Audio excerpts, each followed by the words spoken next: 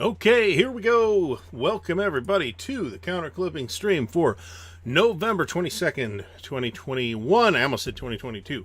Looking forward to 2022 because one of the things we're going to talk about tonight are the upcoming events in the wargaming space. There's a whole bunch of them, not all of whom I can physically vouch for myself, but we're going to talk about those. Yeah, I had to fix the sound again coming in. So, tonight we are drinking, that's not it, the Ardbeg Wee Beastie.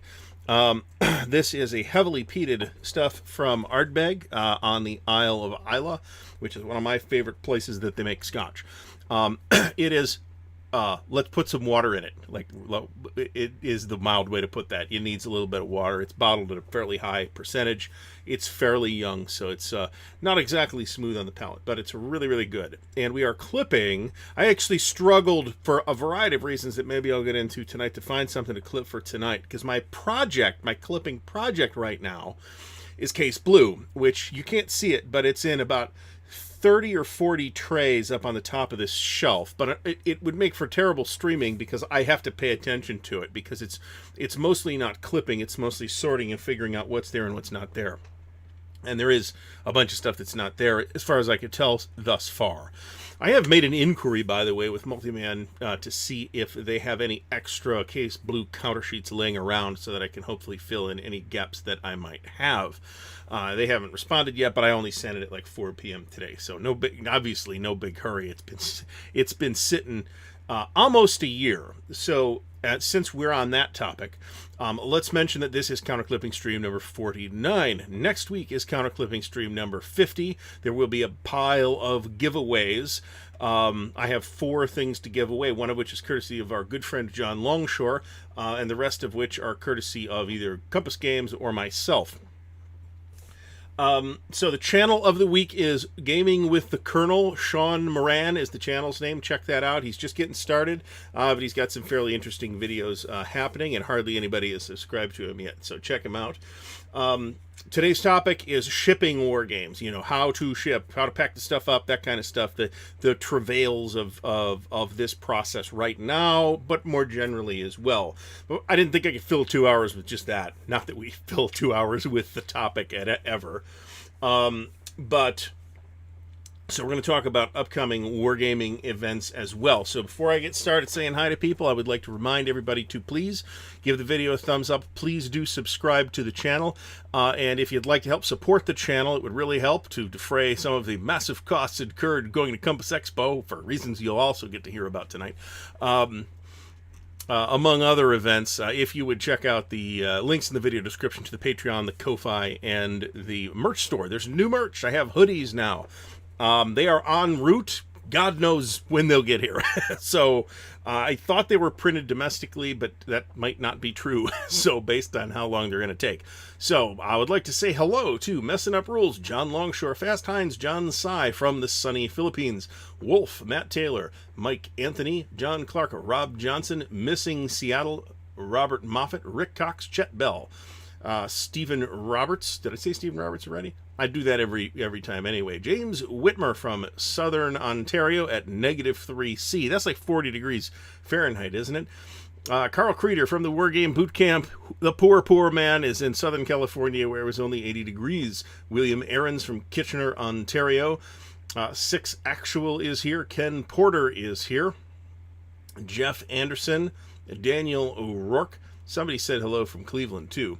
Henry Sikorsky, Jason W., William Bird, Daniel Silverthorne in California. William Bird is, wherever he is, it's raining. Dale Brady, Dave 1013. Thomas Bandy, welcome to the stream from my hometown, Cleveland, Ohio. Jeffrey Wesovich, Charles Latour, Brent McCabe, Jeff Beeler, Manders, Cataclysm Now, Mike Orwick, Dave Imperato, Brian, a.k.a. B-Dog, Krusty Captain Strelnikov, Joe Perez. Fucko is here. Everyone pat him on the back.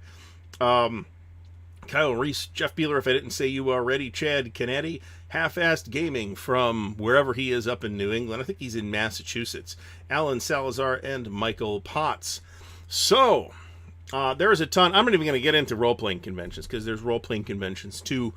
There is a Chaosium Con, for example, in Michigan that I'm definitely not going to, and it's happening, I think, fairly soon. So let's talk about what's going on here in the world of wargaming. So we're still playing War in the Desert. We're taking a break this week, obviously, because it's a holiday week. I have an incredibly busy work week. Thanks to being handed a massive shit pile that I'm not going to go into. But we are still playing War in the Desert. We're talking about getting the regular OCS game happening as well, but that's definitely not happening before. We could talk about Warzone Matrix. It's been some months since I was in there, but yes, it is crazy. Go down there, you'll see.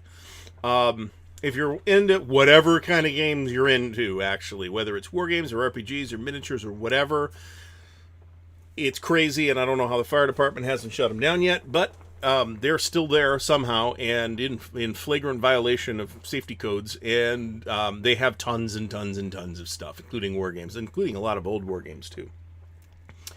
So my massive crate of Compass Games stuff showed up today. It was the size of a footlocker, and unfortunately it went through the FedEx cavalcade of errors. There were some problems with the tracking, for example, which seems to happen virtually every time I get something from FedEx. This is not Compass Games' fault. I want to emphasize that. And 2 of the boxes, only 2 though, of like the larger number of boxes, did not make it. Those were the War Europe and the War of the Pacific. The boxes have been declared fatalities. They're pretty bad. The internal contents are fine. I emailed Compass. I'm sure they will work with me to get replacement boxes. Everything is all good. John Longshore mentions Ann Arbor Con in April of 2022. So I have given him that nickname Stigler. Welcome back to the stream. And Tim Zales, hello from Tempe, Arizona. Yes, so we might mention that too. There's supposed to be a GMT update tomorrow. It's possible there will be a video on that. We'll see. I might even live stream it, but it'll be a very quick live stream if I do. Don't have that news now, but proof copies of Into the Woods, Pacific War, Barbarossa Army Group Center, and maybe a couple of other things arrived at the designer's place of residence sometime over the last week or so. So do check out Mitch Land did an unboxing video of Vietnam 1965-75. That was the other one that I couldn't remember. So that is in the works. Mark Herman did a video unboxing of Pacific War, and that is that's my number one most anticipated thing of the entire year. And it would be awesome if it makes it out this year, but I'm not counting on it at this point. So Bayonet Brant says that the ACDC, the Armchair Dragoons digital convention, will be MLK weekend. That's the same weekend as Winter Offensive, as we'll talk about. That seemed to be up in the air last I heard, which was just like literally earlier today. So the one of the things that occurred, we take our dog to get groomed every week, right? And she's a big pit bull mix, right? She's a big dog. She's not a little froofy dog. We take her to get groomed every week, and that happens at our vet. And they kind of eyeball her and make sure she's okay. Well, she'd lost a bunch of weight, and it turns out she had an badly infected uterus, which needed to be removed immediately. So we had to deal with that a good chunk of Friday and Saturday. So she's back home now. She's resting comfortably. She's not really comfortable because she is wearing the cone of shame. So she's a little bit miserable, but it looks like she's fine.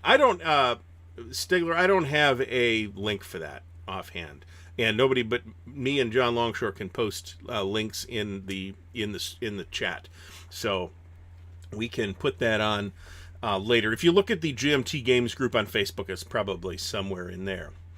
So so all 4 of those games are things that I have ordered. So if I am exceptionally unlucky, they will all be announced that they're all billing in December. That would be unfortunate. I don't expect that to happen. I expect that those are proof copies shipped in advance of the actual shipment, and that we will see the actual shipment sometime around January or February. That's my best guess. Damn it, I just messed up all my carefully stacked counters. Oh well. Counter clipper has not seized by the TSA, has not yet arrived. I did obtain a new deluxe 2.5 millimeter, and I glued the dice into the handle. Unfortunately, the finish on the plate is quite rough. The counters are kind of dragging on it in a way that I do not like. So I'm going to need to, as I have had to with both of the ones that I've owned before, I'm going to have to take this apart and put a little polishing compound on it and just polish it up a little bit. I don't notice any burrs on the holes. I might tape over the plate. That's something that most people do. That might solve the part of the problem, but part of the problem is it's actually dragging on here. So I don't want to, it's not that I can't, clip anything that requires a 2.5 millimeter clipper right now, which is where I struggled with finding something that I could clip with the 2. So we settled on Hungarian Rhapsody, which I looked at and found, oh, hey, it's not, this isn't clipped, I can work on this. And I think I can get it all in the box, unlike the other OCS stuff that's not clipped yet. So Jeff Beeler mentions that the inaugural Chaosium Con is April 8th to 9th at the Eagle Crest Golf Resort and Convention Center, 17 miles west of Detroit Metro Airport, the same place that Yukon has been in. So Mitch is here, Vietnam 1965 to 75, and nobody can put links in the chat, unfortunately. But if you click on his name in the I don't think that'll actually work. Actually, it works if you have comments. Hold on a second. Let me dig it up since there's demand.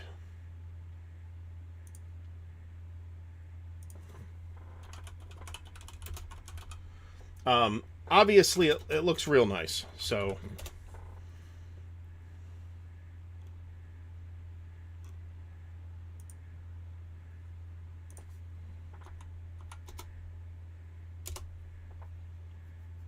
Yeah, see, it's hard to find, Mitch, it's hard to find your channel. That's the problem. Oh, no, I found it. Hold on.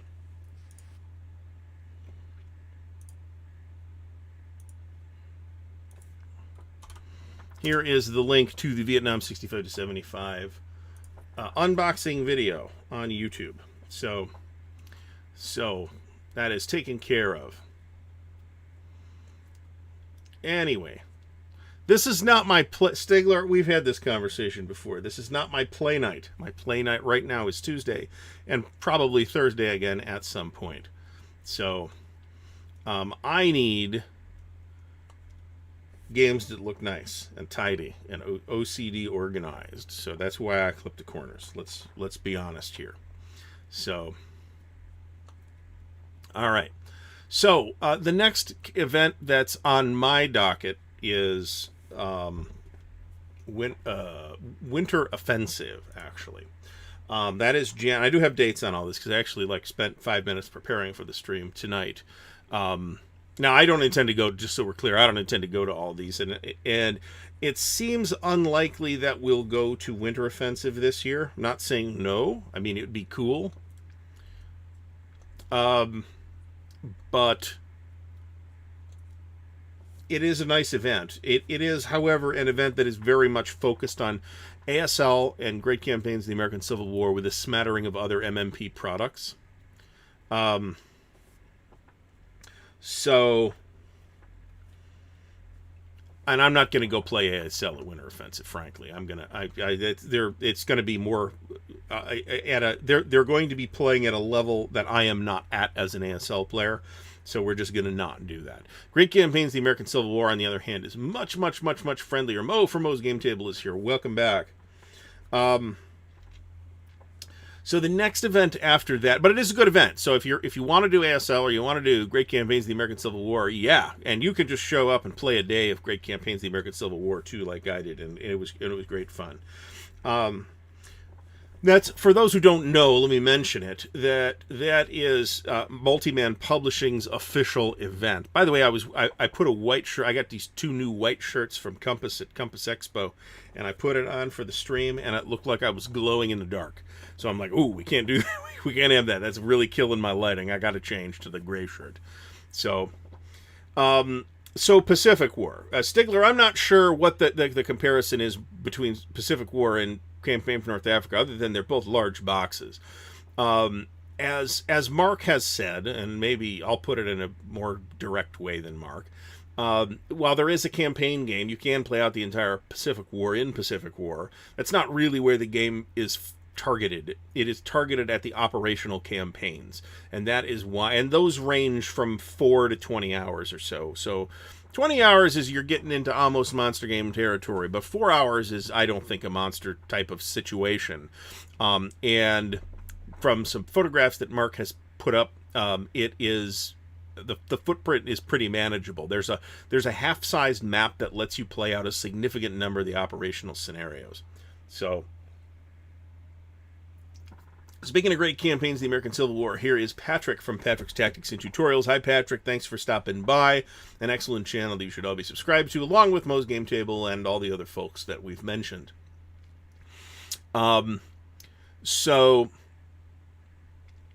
I mean, I don't think there's a real point of comparison between Pacific War and Campaign for North Africa. The claim to fame of Campaign for North Africa is its unplayability, or its purported unplayability anyway.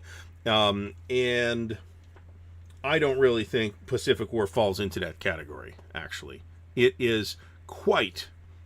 I mean, it's big and complicated and challenging. Don't get me wrong, but it's by no means unplayable. So I don't think that's a good comparison there. So,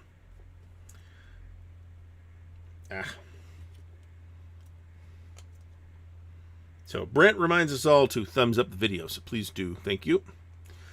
Mitch Land says that he is proofing the counters, along with Next War Poland 2nd edition stuff. And that is going to be Next War Supplement number 3, if I'm not mistaken, which I'm definitely on the hook for, but that's probably not showing up in December. So, no, Stigler, no, I don't think that's the case. I'm saying you generally play the shorter scenarios rather than the campaign. That is what I am saying. It is. I think there is some logic built into it that is similar to Empire of the Sun, actually. I think that's the thing that I think you could make comparisons with. But it is not just Empire of the Sun at a different scale. No, it's a quite different game. So, all right, did I get first Panzer, or did they? I think they all got kicked around here, so it's all good.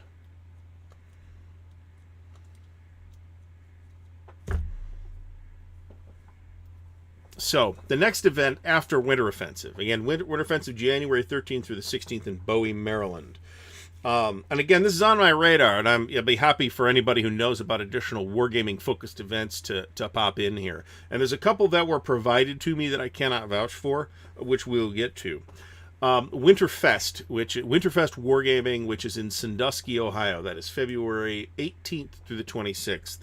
It is very close to the wintry shores of Lake Erie. It is a week-long event, as you may have determined from the dates. It is held at a Best Western off-season in Sandusky. It is a wonderful event.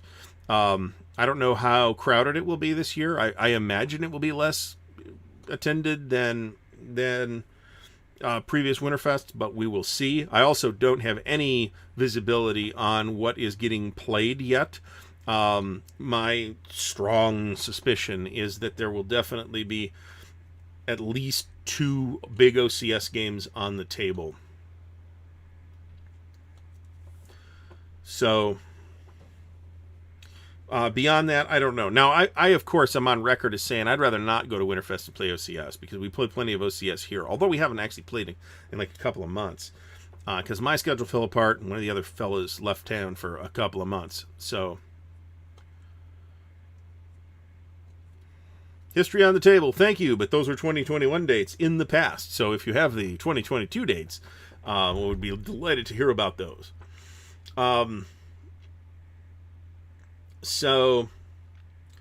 Winterfest is a great event. We can play for 8-9 days. Big games. Last Winterfest, of course, was canceled thanks to COVID. But the previous Winterfest was the one where we played the GTS Market Garden, which was a fantastic time, fantastic wargaming experience. Yes, there is an on-season in Sandusky. It's where Cedar Point is. So that's when Sandusky hotels are all booked up. Nobody wants to go there in February.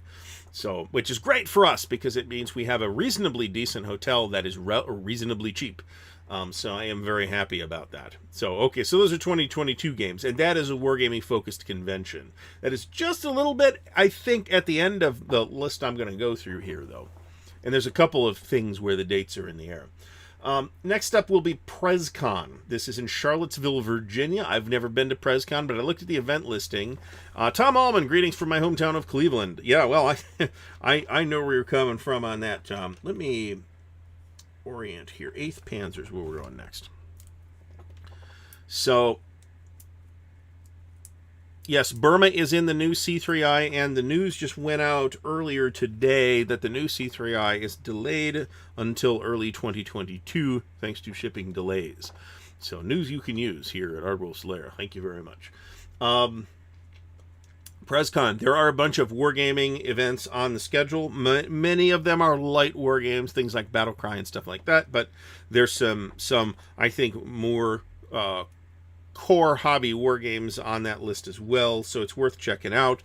It is supposed to be a well-run convention from everything that I've heard, and it is like a week-long too, so I'm not sure what's up with that. A lot of the events seem to be tournaments, so bear that in mind. Talk to folks who have been to that convention if you're interested in going.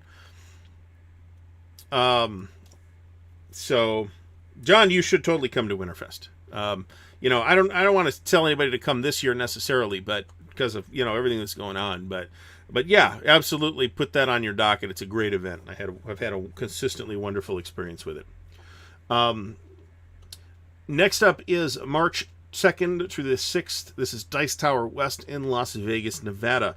Now, Harold Buchanan, I don't know if Harold is central to this effort or not, but there's going to be a big wargaming track at Dice Tower West that they're going to do a lot of like coin stuff and things like that. So their wargaming is going to be represented there.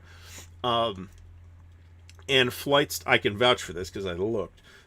Flights to Las Vegas are quite cheap right now, so bear that in mind as well if that is a consideration. Somehow there's a cavalry division here.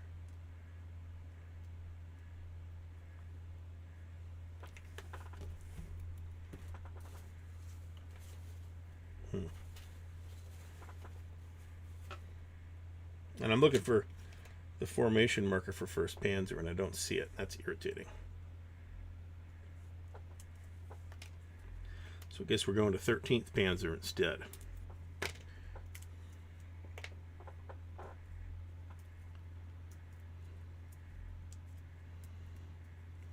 Jason, all of the... I would say that this is a cheat of an answer, really, but I would say that all of the back issues of C3I, of the in-print ones, that they're all worthwhile.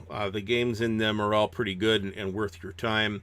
I would say, though, that if you're trying to figure that out, judge not by the games that are in them necessarily, but by the games that that magazine supports. So if you're a big fan of Nevsky and there's Nevsky material in the new one, for example, get that. I'd rather go by that. I tend to buy C3I not because of the game that's in it so much as the support material for the games that I have in the magazine. So, and it is a good magazine.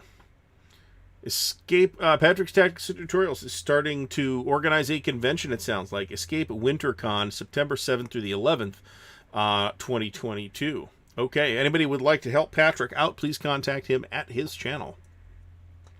I'm sure that will be a good event.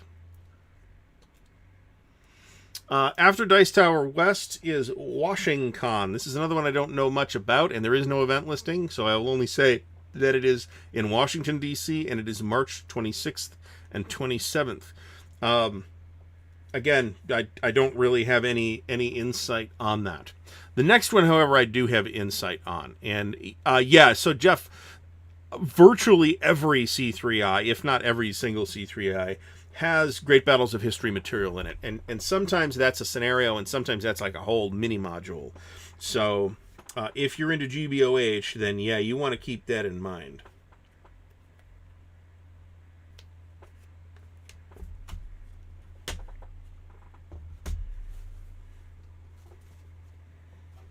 I want to make sure I didn't lose a counter here. I don't think so. 24th Panzer. Tony from Tony's Board Life is here. Thanks for stopping by. The Combat Commander only con in Washington, D.C. I don't know anything about that. Okay, so next up is April 4th through the 10th. Now, I'm giving you the War Room dates and not the main convention dates. This is Buckeye Game Fest. It is held at the Hyatt Regency in downtown Columbus, Ohio.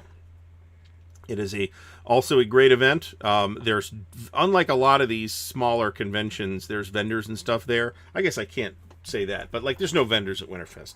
It's just people in a room playing games. Buckeye Game Fest will draw a couple hundred people, and will absolutely have vendors. Now, it's primarily a board gaming show, but there is the War Room, which starts on Monday. The rest of the convention starts on Thursday, so we have several days of high quality wargaming. We could set up bigger format things. Those things almost always include a big OCS game and or a big Labatt game. We'll see what happens this year. This is another one where a lot of times these things get decided in the 2 weeks before the convention. We did, in fact, mention PresCon as well, and there does seem to be some wargaming presence there. So,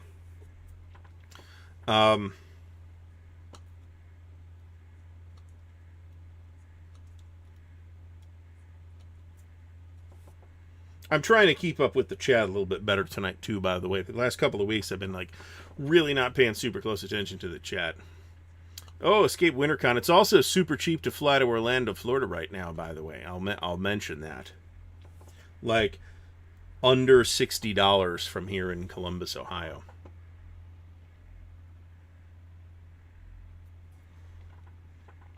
So, now, exactly what my convention load up for 2022 looks like depends on a lot of things. I'm not ready to talk about this at this point, but my work situation may be changing in a positive way. So, if that does occur, then that makes the convention prospectus look really good for 2022. But I also want to burn some of that vacation time spending time with my wife, too. So, I will not spend all of that time off going to gaming events. That said, I'm good for at least 2 week-long events, so we'll see what happens. And Winterfest is my highest priority event, to be honest. I'd like to get to go to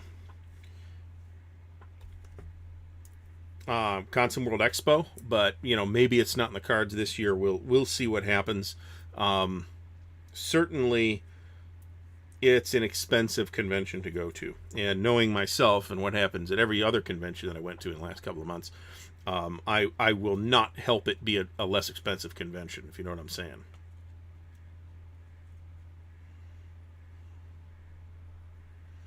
E4 Airmen got a warning about a train wreck and a delay of package, and then the package showed up anyway, so that's fortuitous, I suppose. My package from FedEx looked like it had been through a train wreck.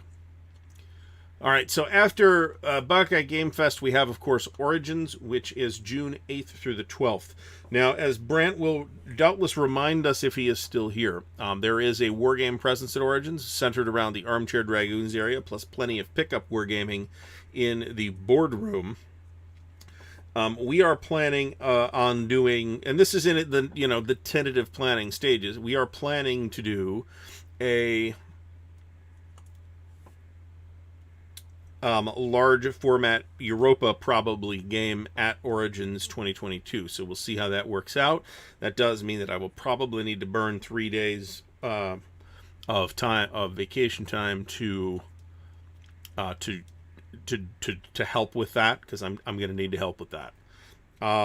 So that is our tentative plan. That is something that hasn't been seen at Europa in even large format wargames in general is something that hasn't been seen at Origins for a couple of years now. Even like the Labatt guys they've still been doing that, but they've been doing real small Labatt and or Battles of the Age of Reason games instead of the typical big stuff. So after Origins is WBC. The dates for this are July 23rd through the 31st in Seven Springs, Pennsylvania. This is also a fairly expensive event to go to because it's a week long and because it's at a resort. But there are a variety of options to help the costs go down on that. And it's also supposed to be a really good event. I am almost certain to go to WBC in some capacity, but it may be a day trip or overnight trip rather than being a where I go and do stuff for a week. So we will see. Wife is not into, like, she is aggressively not into war games. So WBC. So I don't have dates for CSW Dallas, which just had the rug pulled out from under them on their site. And I don't have dates yet for the Consim World Expo in Tempe because John Krantz is still working on getting dates ironed out at the usual site for that. But the date they are shooting for, I think, is August. Don't be shocked if it's in July, but I think they're going to shoot for August. So that pretty much is the end of the list of wargaming-centered events that I have. There are probably other club-oriented events like Winterfest elsewhere in the country. I can't believe that only we in Ohio managed to pull that off, and managed to pull that off, every year. Even the impromptu thing that happened, the secret OCS playtest convention that happened here a couple of months or so ago. So, so we talked to John about that there did used to be a GMT East, but I can't find dates for a future GMT East at that.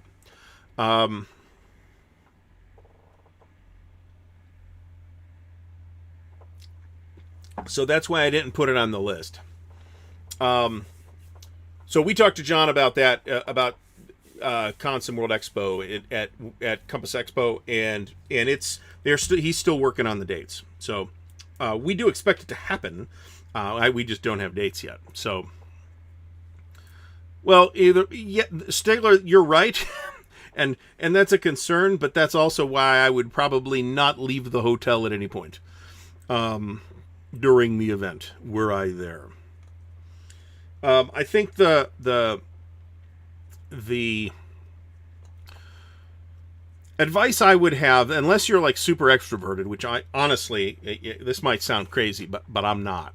Unless you're super extroverted, know what you're doing before you go to these things.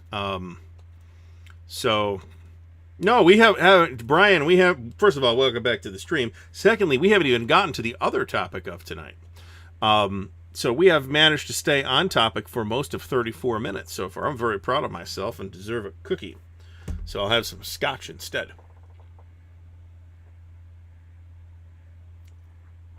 Tabletop's Edge mentions CincyCon. Is that different from... First of all, welcome to the stream. The Tabletop's Edge is a channel you should all be subscribed to. So go over there and subscribe and then come back here. He is doing fantastic World in Flames and BCS content. Secondly, is CincyCon different from Sin City Con? Or is that the same thing? Because I don't know. Daycon in Dayton, December 4th. Okay, didn't know that.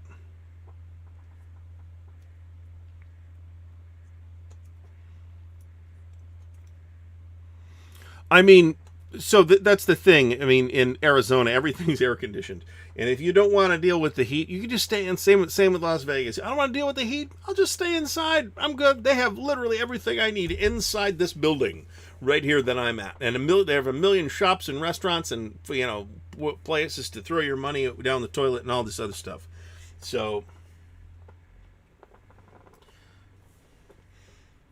if you're going to Dice Tower West, which I think is at the Rio, as I recall, which is a pretty nice facility, by the way, and has a pretty good buffet. There's like this international buffet at the Rio, which is pretty good. I think it's not quite as good as it used to be, but it's still pretty good. I haven't been to. So Daycon. Okay, so Sin City Con is different from CincyCon. That's a branding problem right there. So the Gauntlet Con is in San Clara or San Francisco or somewhere around there on MLK weekend. MLK weekend is the same weekend that Winter Offensive is. So, and that's on this coast. So, I do like the Rio. I like Las Vegas, but I'm not a big gambler. I like to go to Las Vegas to eat, frankly.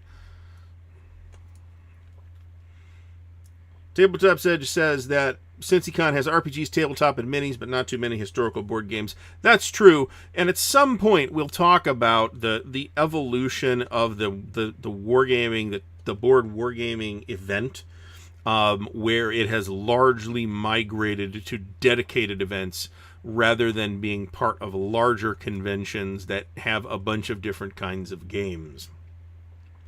I have more to say about shipping than that, Brian, but you're not wrong about any of those things. Shipping is expensive, and it is more expensive now than it used to be.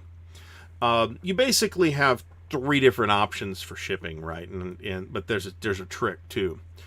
You've got the U.S. Postal Service, which honestly, if I'm shipping stuff, I almost always use the U.S. Postal Service. But there are exceptions. There's UPS and there's FedEx. Now, of those, UPS and FedEx are more specialty carriers, especially FedEx, but FedEx does have FedEx Ground and FedEx Home Delivery, which do deliver to residential addresses and so on and so forth. So you have those as options, but if you just like go to the FedEx store or the UPS store and say, I would like to ship this game package, you're probably going to have your breath taken away by what it costs to do that. However, and it's getting more expensive with the post office, right? The post office is raising their rates. And Mo mentions, Brant mentioned the ACDC. That's the Armchair Dragoons Digital Convention. We will, whatever I'm doing that weekend, I'm sure we will be talking about that as it approaches. So, see, Mo, it used to be that the Wargaming was the center of the event and that all the other stuff was in orbit around it, but that's not really the case anymore. And now Wargaming has been relegated to like a tiny corner in the back.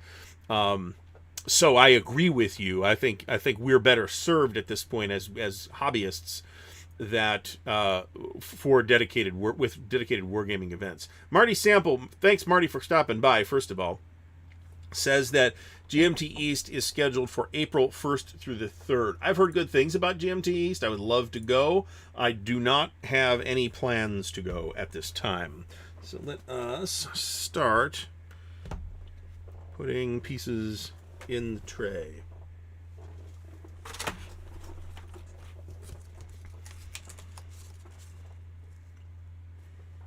Well, so I think John's joking with the supply issues are a scam created by Walmart and Amazon.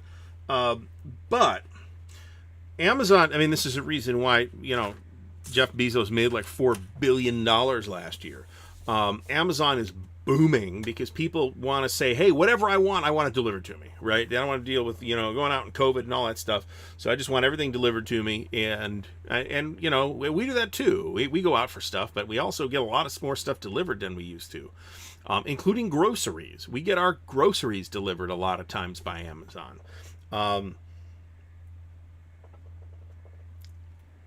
So,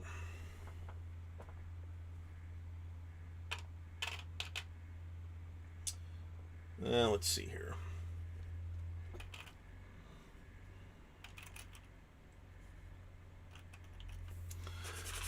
So, GMT East is somewhere in upstate New York. I don't know exactly where, but it's somewhere in upstate New York. Convention suitable for new gamers? If we're talking about new war gamers, I mean, any convention. I recommend staying away from huge conventions like Gen Con and maybe Origins and Dragon Con. White Plains, New York. There you go. Thank you, Marty.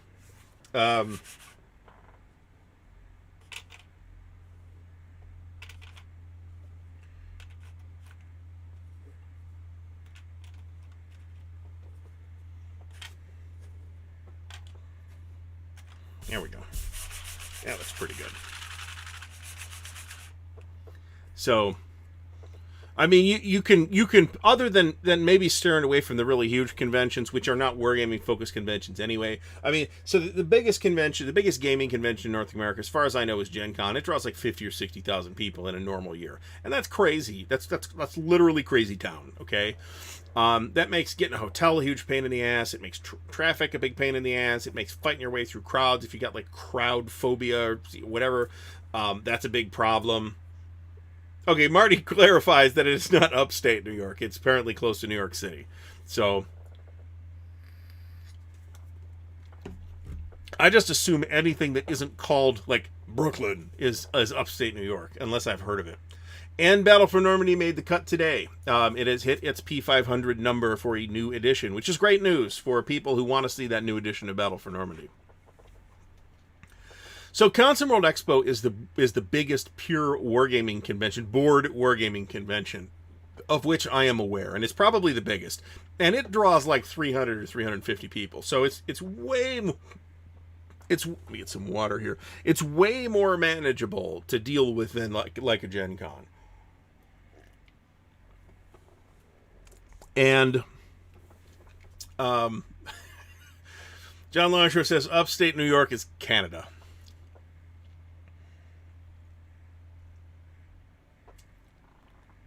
I thought Canada was North Minnesota, actually. Iggy Crickdahl says anything north of 142nd Street is upstate. That is a sentiment I can sympathize with. My best wargaming convention experience could have been Goss Atlantic Wall if I hadn't been stiffed on the hotel room. But it wasn't. I would say the GTS Market Garden was really, really great. Also, though, we've had a really good time playing Baltic Gap at conventions. That's kind of part of our regular rotation for OCS because we love Baltic. We all love Baltic Gap a lot.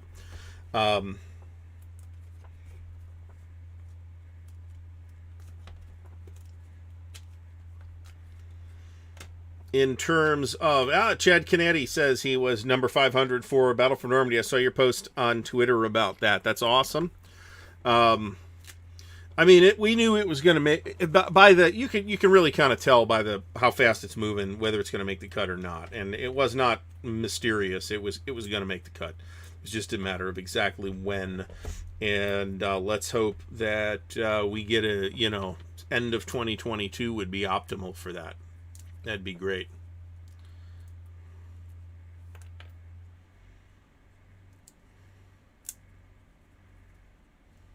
Yes, Dan lives in North Minnesota.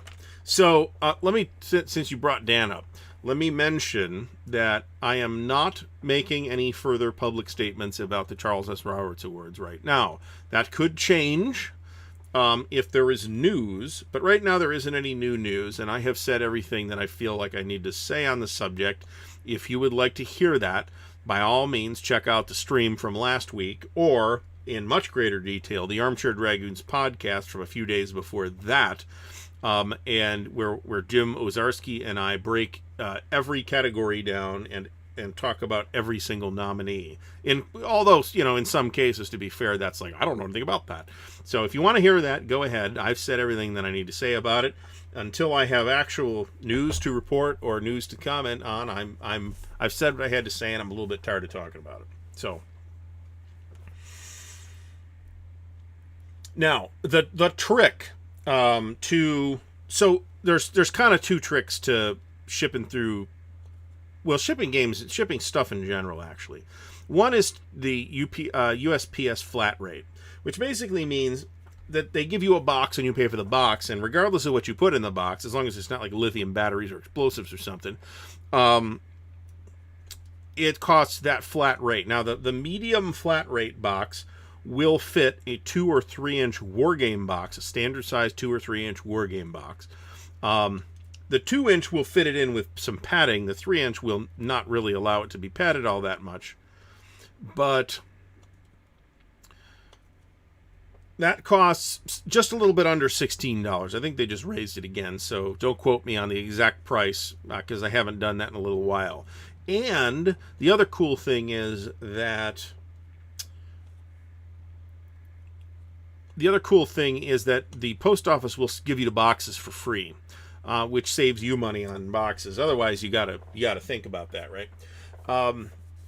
Mike Orwick asks about MMP's Iron Curtain. I'd say thumbs up if you're interested in that and want a relatively simple sandbox way to do that NATO versus Warsaw Pact type of situation. I am seriously over-invested in that topic. I have an operational air game, Red Storm. I have the 2 1985 games that are out right now from Thin Red Line Games, which is as much as anybody can handle on that. I have the Third World War series from Frank Chadwick and Compass Games coming. I have NATO, the Cold War Gone Hot from Bruce Maxwell and Compass Games. I'm covered. I'm not that interested in that topic. I am covered. So I'm good. Yes, the Chaosium, so I just got, courtesy of John Longshore, for the giveaway next week, I have a Chaosium. There will be 3 war games and an RPG product. I will tell you that the RPG product is the beautiful new RuneQuest starter set from Chaosium, courtesy of John Longshore. It came in literally bomb-proof packaging. So whoever's handling it there in Michigan is doing a fantastic job, because that thing could have withstood a Patriot missile. So Kentucky is like Northern Ohio or Southern Ohio, to be honest. There's no cultural difference between Northern Kentucky and Southern Ohio. So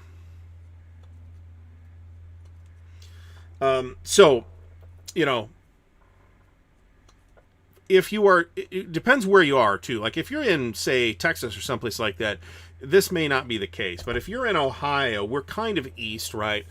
The prices go up dramatically if I'm shipping to, say, Oregon or Washington or California. I shipped a game to Oregon not that long ago, and it was going to cost me about $39. U.S. Postal Service priority, okay? It was going to cost, and it was a heavy game, right? It was not big, but it was really heavy. It was going to cost me like $36 or $39 or something like that, and I'm like, oh, what? But I went through Pirate Ship. So Pirate Ship basically says, we're going to buy a whole container from the post office, and we will cut you in on the savings.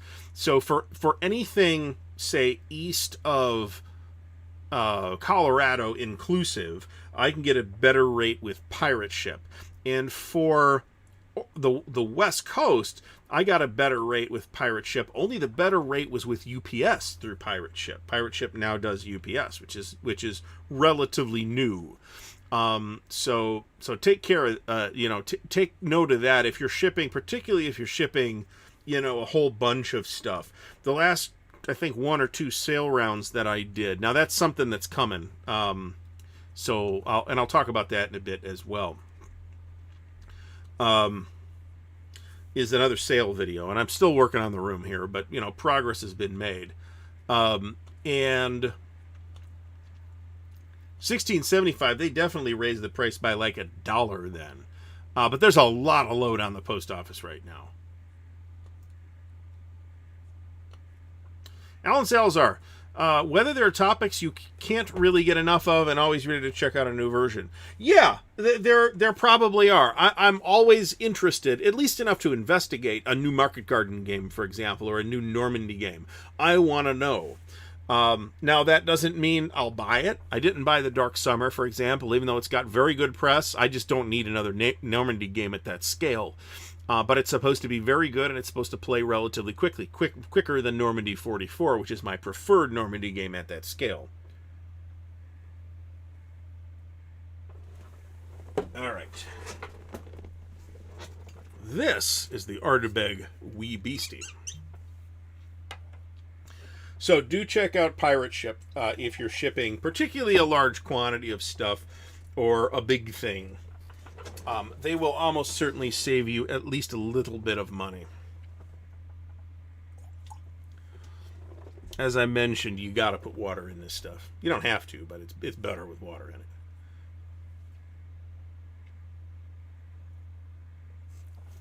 Antoil EEE says they only have 30 copies of War Cults left. I don't know what EEE is, and I don't know what War Cults is. So, I mean, you can shill. I don't mind, unless it becomes obnoxious. I don't mind, but I don't know what that is, so I can't comment on it.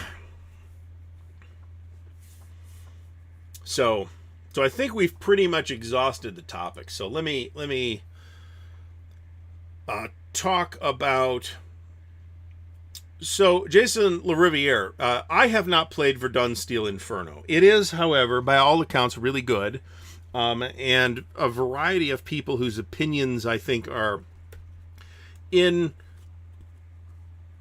whose opinions I respect, but whose tastes are not necessarily in alignment with my own, have spoken very highly of it. So, I think it's probably really good if you're in the mood for that kind of card-driven or card-assisted block wargame type of thing, on Verdun specifically. I'm not really interested in that, so I'm gonna pass. But it is that does not mean it's bad. That means that I deem it not my thing, and I am going to save the money and because I've already spent enough. So there's that.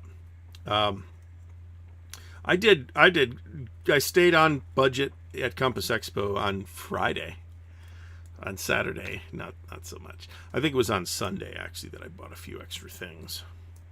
I did have money budgeted for the flea market tables, and I did not actually spend very much money at the flea market tables. So it's not quite as shameful a story as I might be making it sound. There's a lot of this. Wow, okay.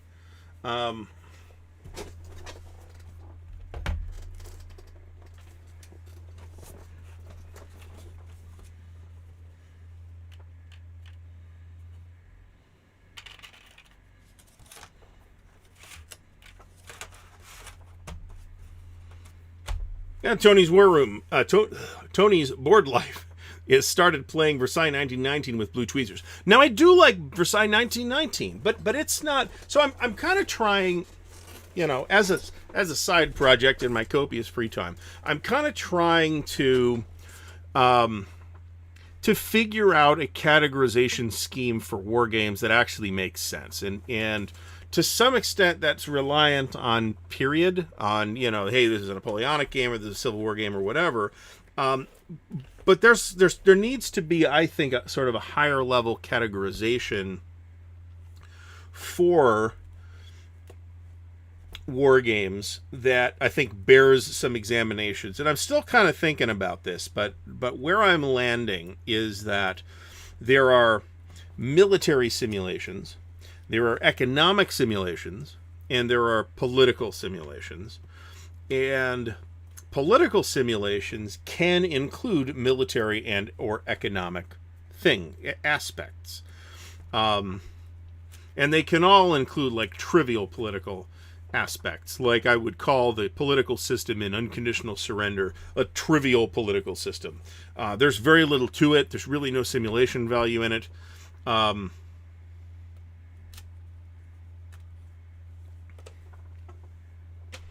And toil, yes, I do. But here's so what ends up happening for me is, let me grab a counter here.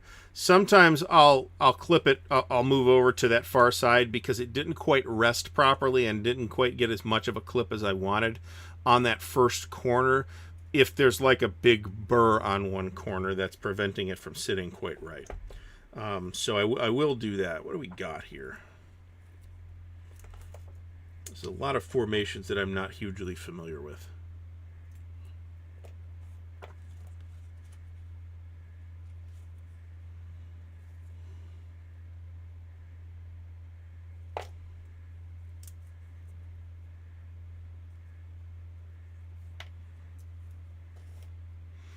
I wouldn't say Versailles 1919 is even almost a Euro. I think it's a straight Euro, but nevertheless, it's a strongly historically themed Euro. And I talked to somebody, and I forget who this was, that had a very similar reaction to Versailles 1919 that I had to Imperial Struggle, which is that the theme did not overcome the mechanics, and for them it just felt like moving points around on a board.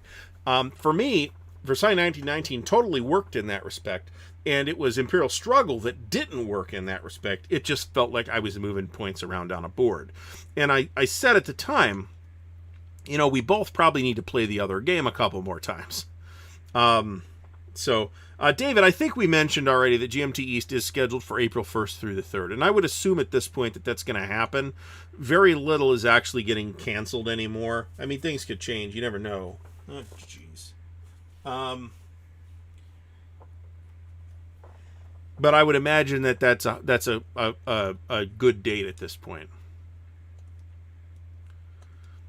Jeff Beeler asks about the Mighty Endeavor. Now, I've played the Mighty Endeavor. Now, you can go back and watch the video about the Mighty Endeavor or I might have even done more than one, about the Mighty Endeavor that I did several years ago. And in that video, I come off sounding quite negative about the game. My opinion on that has changed pretty radically. I actually think that, and I think Jeff is hitting the crux of why right here. I don't think it's very good as a Normandy game because the Normandy campaign is over in like the first 3 turns. Maybe 4 or 5. But, I mean, the game covers the entire West Front from the Normandy invasion to the end of the war, right? So thinking of it as a Normandy game is a mistake. And I think that's part of the reason why I didn't like it very much. It also allows for a lot of ahistorical things to happen, lots of ahistorical planning to happen on the Allied side. But that is a positive, I think. That lets you say, hey, I want to invade in Brittany instead of Normandy or something like that. Now, you have reasons to not do that, but you can absolutely veer off the historical tangents if you want to in the Mighty Endeavor, much like you could in Fortress Europa.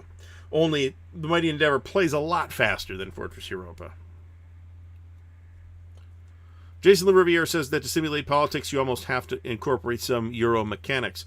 Well, the folks in charge of a world at war beg to differ. Nevertheless, I think that it is much more effective to include some Euro-style mechanics if you're trying to really do a political simulation. I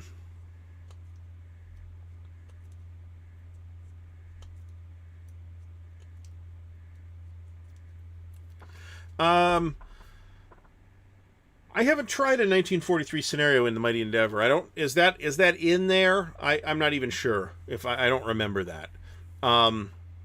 What I've always wanted for the Mighty Endeavor is actually an expansion kit that would add Italy onto the south end of the map so you could fight that campaign out as well, starting in 1943. There is a SCS Italy in development, I think, somewhere, but I don't think it's built to do that, which I think is a missed opportunity. I've talked about this relatively recently. That Polish campaign was more closely contested than people think, actually. A good model for how to do that campaign would be... Liberty Roads has a really good reputation. And Liberty Roads is roughly the very similar scale than the Mighty Endeavor. Roughly.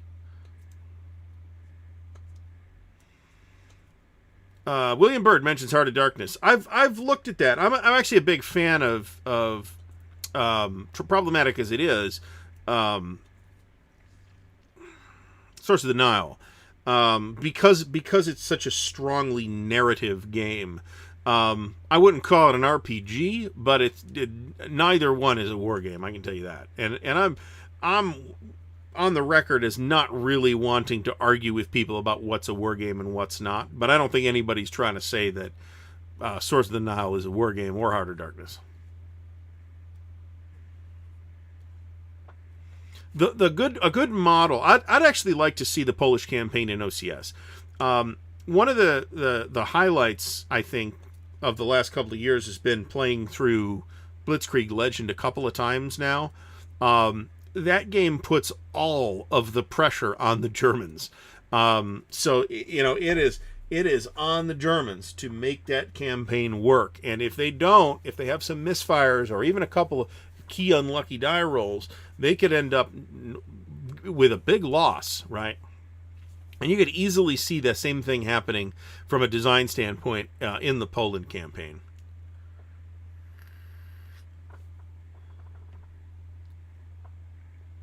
Well, that's true, but what I like about Mighty Endeavor is it gives you the option to say, hey, we're going to have a different start here because we're going to invade in a different place. I like that.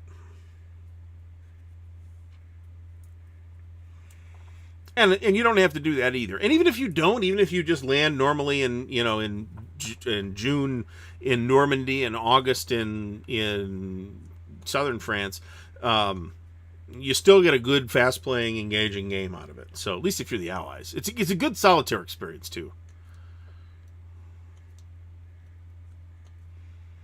War in Europe. So, if you've watched Mo's video on the Designer Roundtable from Compass Expo, he sat a bunch of Compass designers down and asked them a bunch of questions. And I got to the con halfway through that. So I got to the tail end of it. And so it was Steve Overton, Randy Heller, Adam Starkweather, Kevin, I'm going to feel bad if I leave somebody out, Kevin McPartland, and I am forgetting somebody here, Mike Wilner, which I have an interview video with Mike coming, but because of the dog situation, I didn't get as much done over the weekend as I wanted to. So it might be next week. I'm going to try and get it out this week. But No Question of Surrender, very good. Very good.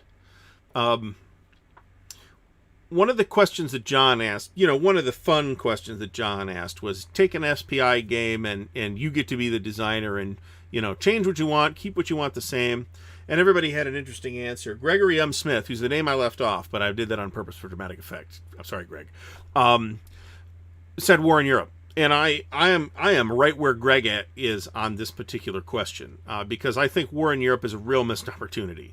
It's a game that's loaded with holes, loaded with design inefficiencies, and don't take that as a War in Europe is terrible. It's not. It actually works fairly okay, but because of the scale of it and because of the way in which it was assembled, it's got a lot of problems.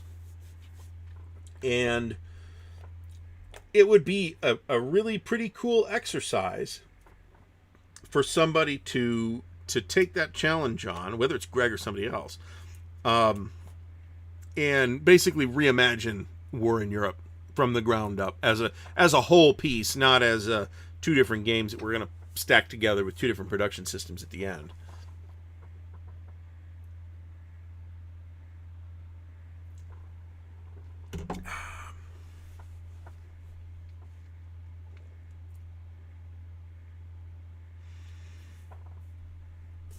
So, there was at one point in development an SCS version of something that would have looked a lot like War in Europe. And other than getting a map done, I don't think it got much further than that. And word on it wasn't particularly fun. So, can't vouch for that. I would probably buy something like that, to be honest. Last call went out on the SCS North Africa game. That's basically DAC with, SCS rules instead of OCS rules. I have DAC, and I'm sure I would find DAC more in OCS more engaging in that scenario. So I did not order that. But if you're, you want, I think it's too late now. I think it's actually already shipping. There will probably be an unboxing because I think Fucko has a one that he ordered. I will say that I have a decidedly negative feeling about Decision Games War in Europe 3rd Edition. I'm willing to be proven wrong on this, and that'd be nice. But my sense is that is not going to end up good. That's my sense. And I am not as negative on Decision as Stigler is. But I don't have a good feeling based on what they have said about that project.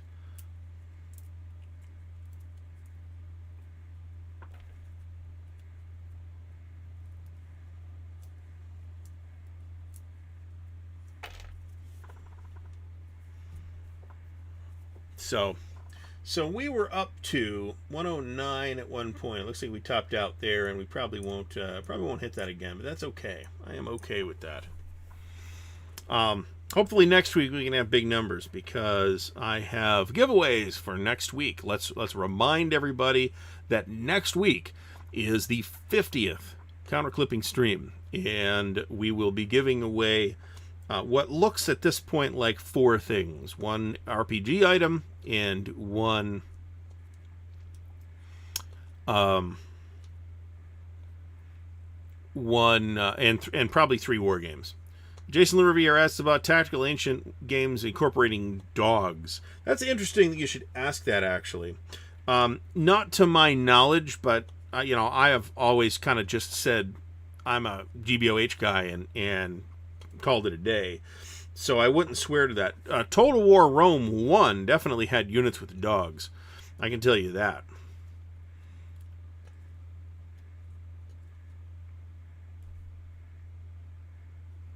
So all of those games only cover the Western Desert campaign, right? And even the new SCS North Africa only covers the Western Desert campaign, and even leaves off the other map on the east side that covers like Egypt and stuff like that. So if you're only covering the Western Desert, then you don't need Tripoli on the map.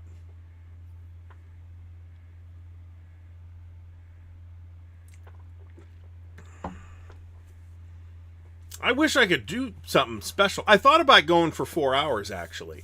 But then I would be drunk at the end of it. So I don't need to do that. I do have, John, you might see it right there, Imperium Romanum from DG. It looks really good. That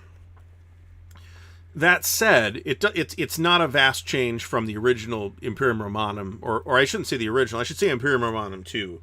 I don't know much about the original. I never had the original, but I did have Imperium Romanum 2. I haven't played it, but it does look really good. It's very bookkeepy, so if that is a turnoff for you, you maybe want to look at other alternatives.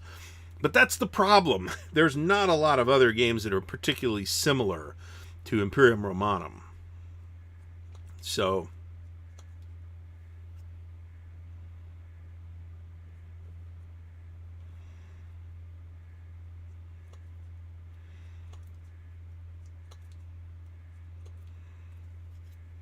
I love to hear myself talk. That's part of what I do at work is listen to myself talk, and it's great. It's a fantastic experience all the time. Mike Anthony says the original Imperium Romanum had a battle board. Now I think that's a mistake. I think that's too much.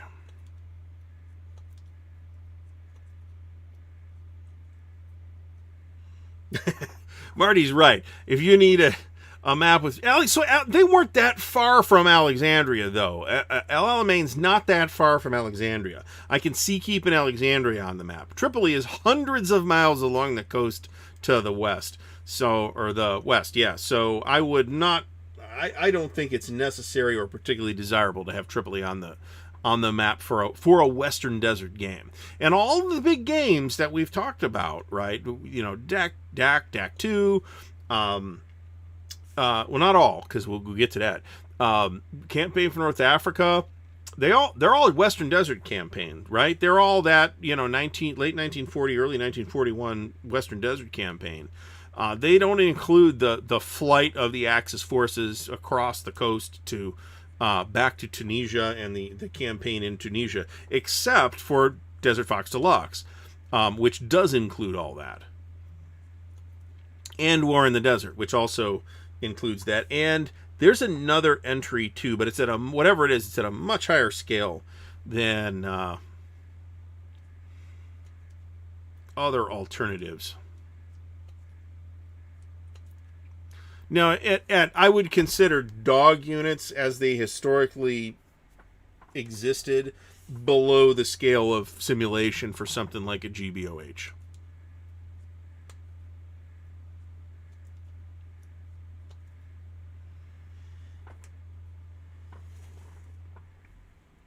I cannot directly vouch for their version of Imperium Romanum. I can say that it looked good, and I have it, and I'm happy to have it. And NWS has it for like $88. So if you want it at a big discount, get it from NWS. You'll be waiting a while, I think, but it's been 3 weeks since I ordered something from them and haven't heard anything yet. So Rommel's War, that is the game I was talking about. That I think does include the rest of the action in Africa. And I had that back in the day, but I never played it.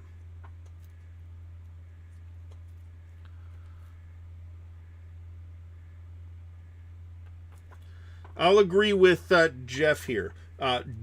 They do have some good titles, but do your homework. They have some things that you should be wary of, too. And they have some things that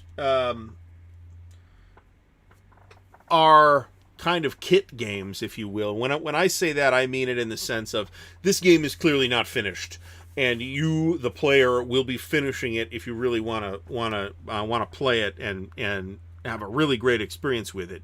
And you can do that. You can fight your way through it and kind of finish it, but that's work that a lot of people don't necessarily want to do. And I myself am very reluctant to do that unless I am really into it. And, I'm not really into it a lot of the time. So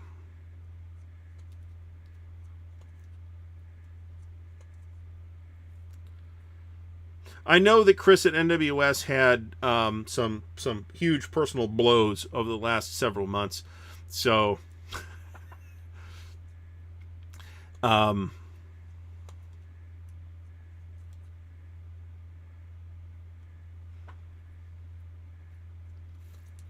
that's pretty unrealistic, though, Jeff. I mean, we're kind of in that situation right now where the Allies are driving on Tripoli, but it's like several months after that. So I mean, do send him an email, right? If your order's been waiting a while, and I think I ordered mine in late October, and I knew what I was getting into, so I haven't sent him an email yet, and I won't send him an email for another 3 weeks or so. At 6 weeks, I will make a gentle inquiry about, hey, Chris, what's going on? But and should we have to do that? No, but I want to be empathetic towards somebody in a super bad situation too. So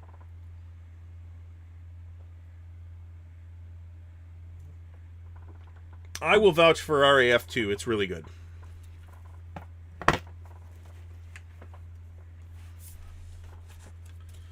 All right. I think we're doing...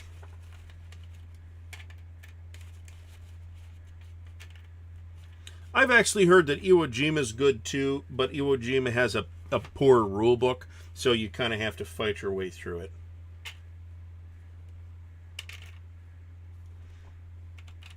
Now, Iwo Jima is unlike the rest of the games, which are John Butterfield designs. Of course, can anybody name me... We should have a trivia contest. Can anybody name me a bad John Butterfield game? Because I can't think of one off the top of my head. The others in the series are John Butterfield games. Iwo Jima is a Joe Youst design. Now, I happen to like Joe as a designer too, but Joe's also, maybe not working to his strengths if they got him right in the rule book. So,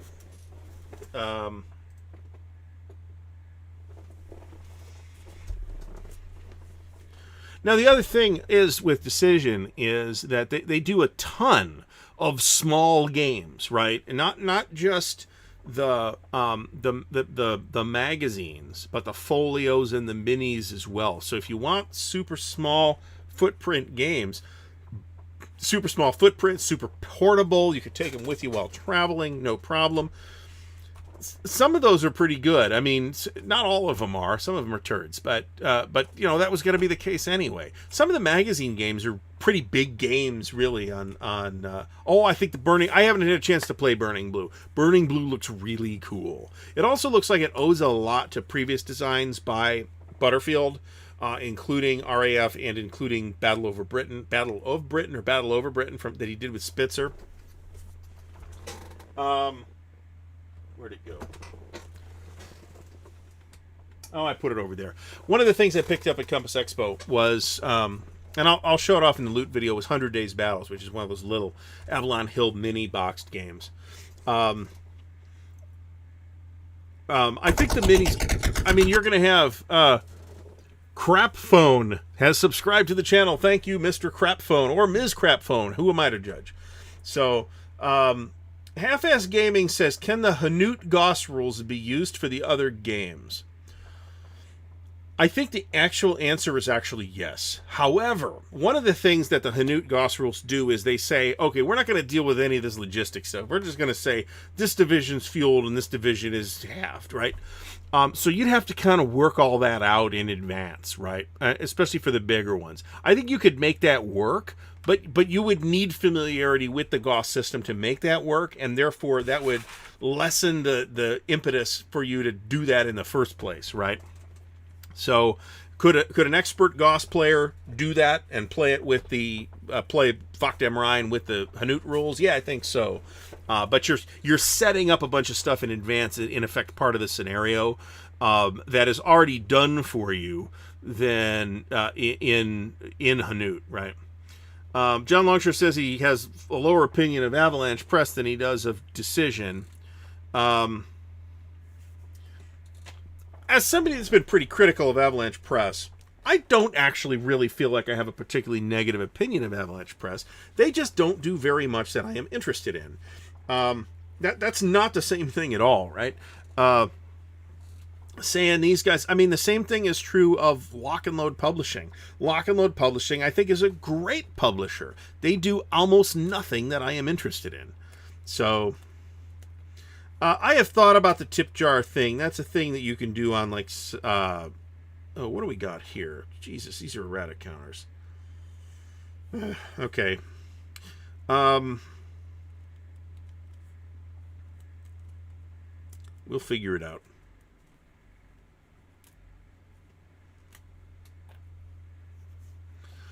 Craphone's not wrong. If you really want to be super ambitious about it, you can always fight the battles out as miniatures battles. It's not the worst idea I could come up with, actually. That said, it would suck up a lot of time in an already relatively time-consuming game, especially on the bigger scenarios. So, for some reason, there's transport all over the map on this thing.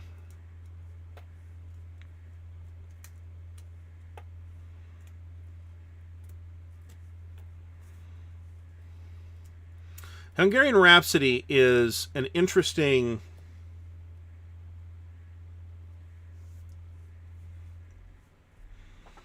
Yeah, I'm going to disagree with Stigler on that, too. I think there's value in light versions of games, but I do agree in the sense that they're usually better seen as, hey, here's an introductory scenario for you to get started on before you move on to the full rules. There are plenty of super complicated games that do exactly that thing, and I have no issue with that. I also have no issue with people saying, hey, that's just too complicated for me, I don't want to deal with that. I'm going to go back to, you know, Commands and Colors or whatever. I have no issue with that whatsoever.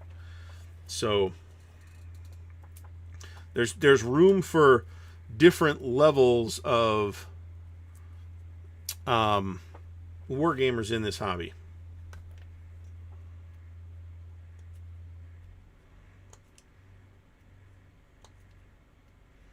Chad Kennedy mentions Goss Market Garden. So the next Goss game in development is Goss Market Garden. And I am super excited about that. I think Goss will handle Market Garden really, really well, because a lot of the things that the idiosyncratic features of Market Garden as a campaign, like the road congestion and things like that, are all built into Goss. You don't there doesn't need to be special rules for that. Well, so the other thing with ASL starter kits is that the rulebook is not written to, nor is it any good at teaching you the game. I'm pretty okay with saying, hey, here's a complicated game, and here's a well-written rulebook to teach you how to play it. The ASL rulebook is it's not that it's not a well-written rulebook, it's that it's not designed to teach you the game. The advice in the ASL, like in the ASL rulebook, is if you want to learn this game, go buy Squad Leader, which has been now out of print for however long it's been. So, that's some pretty unhelpful advice. Nowadays, you can point people to the ASL starter kits instead. The best way to learn games is by having somebody teach you to play the game, right? Not by reading the rulebook. But not everybody has that luxury. So, I'm aware... Actually, the most interesting thing that Avalanche Press has, in my opinion, is that Second World War at Sea thing. There's also a Great War at Sea, and there's a bunch of contrafactual stuff that they do, but I'm not really into that. World War I naval, not really into that. And World War II naval, I think there's a lot of interesting things going on. So...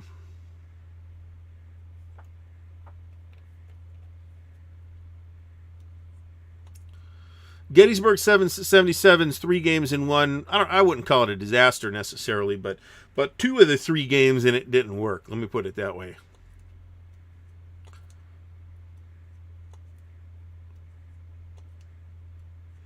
Alan Salazar mentions CSL. If by CSL you mean what, a Conflict Simulations LLC, I think. I've actually got an unboxing of their Destroy All Monsters 3-game package coming up. It's actually fairly interesting looking. It like, you put them all together, you put all 3 games together, and you end up with something that's like a map and a half game. Not incredibly high density or anything like that, but it looks nice. It looks playable, it looks clean. And I always appreciate... I say this though. Let me be a little hypocritical here. I also say, hey, it's great that somebody has done this game on the Schleswig-Holstein War between Denmark and Prussia. But then I'm gonna also turn around and not buy that because I'm not interested in that topic. Are there unconventional topics that I am interested in? Yeah, there absolutely are. Oh Jesus, this now. Just rub some dirt in it. You'll be fine. Atlantic Storm I'd like to try. Lock and Load was supposed to send me a copy of Atlantic Storm, and they never did. So, and I didn't complain because I don't care too much. I have an unboxing of a buddy unboxing of Leyte Gulf in the pipeline somewhere as well. Was in beautiful condition, and then somebody gave it to the post office, and it did not arrive in beautiful condition.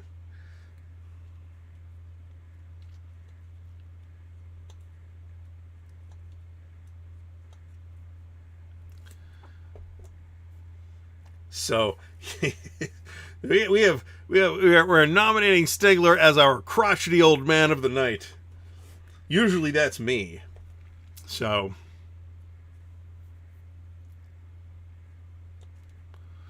see, I think where it's at is, I think you're right, but I think where it's at is the intermediate game. I think it's the intermediate game that's the most interesting and the one that actually works.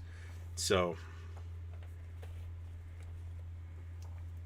and the simple game is just kind of dumb.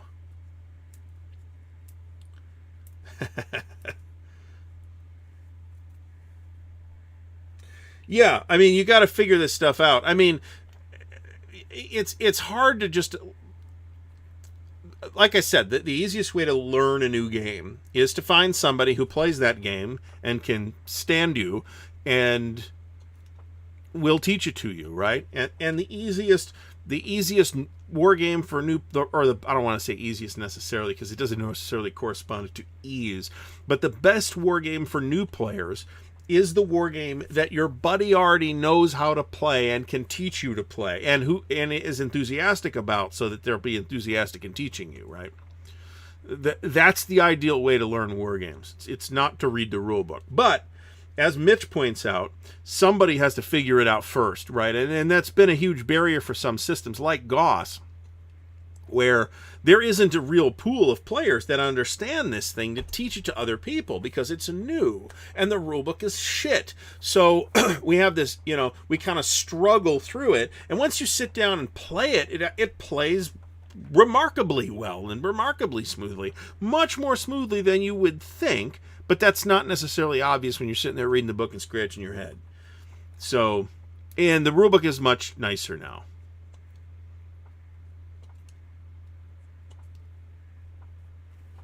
So custom clippers, I assume we're talking about these. So these showed up not too long ago. I glued some dice in the bottom so that they won't close all the way. So they will put less tension on this mechanical part here that breaks all the time. I think I'm going to take that out and see if I can put some piece of something in it to brace it. And also I need to polish up the plate a little bit, because it's kind of rough. Either, like I said before, I can put a piece of tape on the flat part of the plate, but the guide edges, let's see if I can get the light to show this. These edges right here are pretty rough as well, and that's another place where the plate is catching. So I'm gonna have to give those a little bit of attention. Now, Chad, that's my preferred way to learn games from the ground up. If I'm doing it myself, that is my. Yeah, but it's been it didn't get a. Okay, so let me address Chad's point first. That's my preferred way to deal with learning rules, especially of complicated games, is get the rule book, get the counters punched out, start pushing pieces around, make mistakes, look stuff up as you go. Eventually you'll figure it out, probably, unless the rulebook is garbage. Now, Marty points out that Goss is actually 15 years old, and he's right, but it hasn't been until Lucky Forward came out that we have had an acceptable rulebook for Goss, and that's been the problem.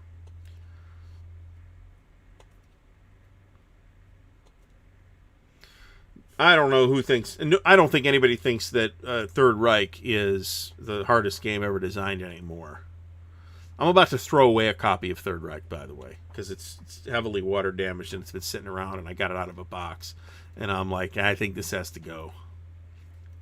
And it's my second copy. So if anybody wants a board for Avalon Hill Third Reich, let me know, because I'm going to keep the board and I'm keeping the counters.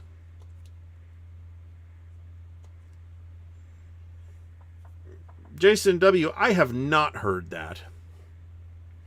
But I'm not saying... I haven't played Peloponnesian War, so I'm not the person to ask. FS Gaming says, what's the hardest game you've learned how to play? At a marginally complicated... At a marginally competent level, probably Goss. There are solo wargaming channels. There's a channel called something like the Solo Wargamer. There's a lot of people doing solitaire stuff. And there's Wayne Hansen, who's doing pretty much exclusively solitaire things. BGG is a pretty good resource for that. Consim World is generally better for most Hex and Counter games, but it depends. BGG does have some Goss rules answers, but the better place to go for that now is actually the Goss Facebook group. Because there's a bunch of people other than Joe and Doug there that can answer those questions. I've actually talked more than once, both here and with Dan, on the stream with Dan, about introductory war games. And I'm gonna fall back on... I mean, there's certainly games that don't make good introductory war games because they're so My Own Worst Enemy, that's a good one, actually. Well, that's not true that nobody has Goss rules answers either, though. we are now starting to see wider adoption of that system based on the strength of Hanut and the Lucky Forward rulebook, which is such an enormous quantum leap in improvement over the previous edition, which itself was an improvement over the previous edition. So, but if you want Goss rules answers, you're better off on the Facebook group. Fango Wolf, first of all, thanks for stopping by. It is probably more complicated than I'm going to be able to do it justice to talk about it here tonight, the Goss combat, but basically there's a couple, there's like tactical combats and prepared assaults. Prepared assaults are the only way you can attack from more than one hex. Nobody uses web grognards anymore. Nothing against the folks at web grognards. They were banner bearers of the hobby in some lean years, but I don't think that's a very well attended site anymore. GCACW plays great solitaire because of the random activations. Brian Jarvis, thanks for stopping by. And Tim Zales, thanks for stopping by. Combat in Goss is pretty detailed. If you look at the CRT, you'll feel like it's kind of feels like Goss because you have like multiple lines where you find the terrain that you use, and then you determine your odds to determine what column you start on. But then you have column shifts for various things, and then you additionally have odds modifier or roll modifiers, DRMs, for various things. And then both the attacker and defender roll the dice. They're percentile dice, and they both add the same DRM. The attacker wants high, the defender wants low. So if it's a positive DRM, that's good for the attacker. The attacker wants high. It's bad for the defender wants low. And there's a lot of different factors. There's a lot of different factors related to armor superiority and all kinds of stuff. Proficiency, all kinds of stuff. Mike Anthony has 33 Wargame YouTube channels bookmarked. I think I have 1,000, to be honest. Now, not all of them are active, right? I mean, there's plenty of channels that do content very infrequently, and there's plenty of channels where person just drifted away. Guys like Joe Stedman or Derek Case or something like that. Those guys are still around, but they're not really doing Wargame YouTube content anymore. Pete Bartlett, thanks for stopping by. So I have talked plenty about MMP this evening, including we did mention Winter Offensive much closer to the top of the show. The discretionary hits are one of the things that people get hung up on, but it's not really that complicated. It's fundamentally the same type of thing. You can either retreat or you could take a hit. It's a little more complicated than that, and you have to follow the sequence, but it's not fundamentally that much more difficult, I don't think. Would love to play Goss at Winterfest. Pete, I'm not sure. Right now, it looks like no, but I might be wrong. Stuka Joe, thanks for stopping by. Derek's of course still around. Derek's a great guy, and I'm still in touch with him on Facebook here and there, but he's just not really doing Wargame content. So Winter Offensive, probably no. It's really up to Fucko whether he wants to go or not. Let me put it that way. So if he wants to go, we'll go. It'll probably be a weekend trip type of thing where we drive out on Friday night, get there fairly late, and then leave on Sunday morning, which is what we did last time. But I would love to go. And the great news is I have bought everything from you people that I could possibly buy, so I could probably get away with not spending $1 million there this time. Last time at Winter Offensive, I did the same thing I did at Compass Expo this time. I had a lot of stuff to catch up on picking up. So I spent a lot. And this time they had their sale. I was like, I'm okay. I'm good. I was tempted by a couple of things. Hollow Legion's around Thanksgiving. Thanksgiving is Thursday. Pete, you're killing me here. We have a buddy order in on Hollow Legion, so we'll be able to handle that actually. So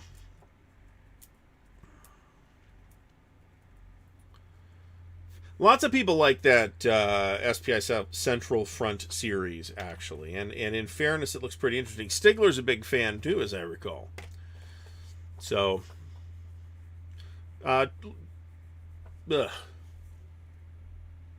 Let me see if I can rustle that up. It's actually hard to find because I'm subscribed to so many channels. Marty, you know who Fucko is, actually. But we don't talk about that here.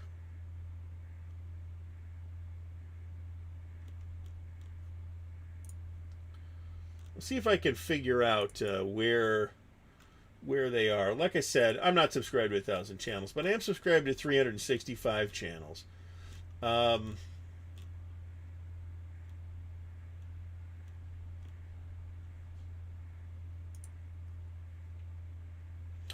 Own Worst Enemy, were they a channel of the week at one point?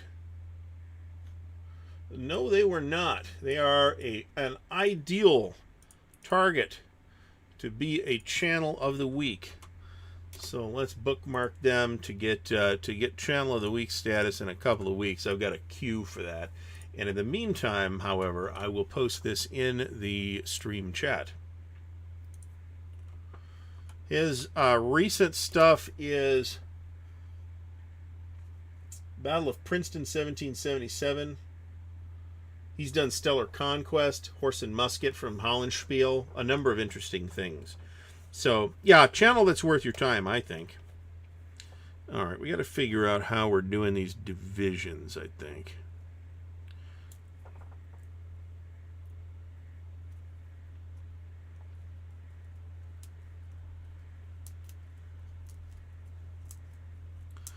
So the Yanks reprint I don't need, thank God. I am lined up in... No, it's not Kevin. I've never seen Kevin here, actually.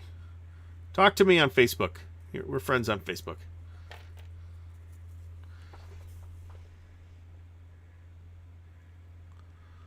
So I have, as you may have heard me mention, I have 3 YouTube channels. Okay, now this is the one where the content goes.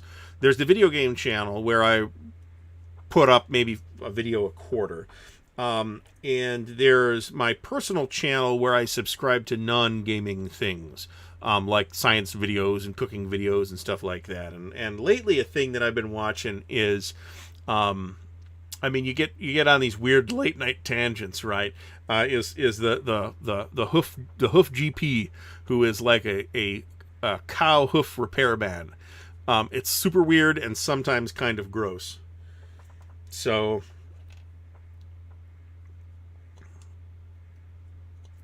My Own Worst Enemy was a little bit hard to find, but I'm subscribed to him, so I could find him in my subscription list. So